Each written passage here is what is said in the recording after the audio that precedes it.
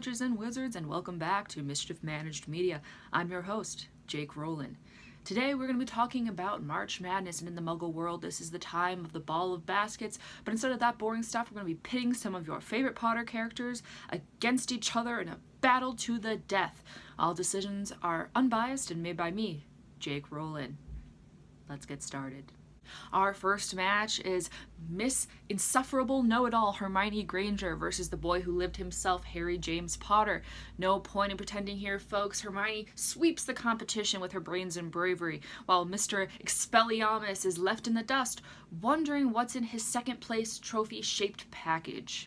Our next match is Ron Weasley versus the Half-Blood Prince. No surprise here, Mr. I Never Did My Homework gets poisoned, and despite the antidote having been taught repeatedly in Professor Snape's class, he eats slugs. Two favorites here, folks, he said sarcastically. Dolores Umbridge and Peter Pettigrew. Peter tries to hex the Pink Nightmare, but gets distracted by the fact that he betrayed everyone who ever cared about him. While he's frozen, Umbridge turns into a giant cat and eats him like the rat he is.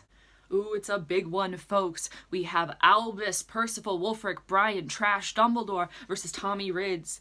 Now, we think that there's going to be a battle, but wait! Tommy Volds just says, "Yo, Al, you actually just emotionally abused children for years under the guise of doing it for the greater good. You just manipulated a bunch of people. You know that, right?" And under the truth of it, Albus Dumbledore crumbles. Our next competition pins two bookworms against each other. We have HJG and Mr. Doe Eyes. In his years as a double agent, Severus Snape learned that a person's own worst enemy is themselves. He tells Hermione that she always argues against everything he says.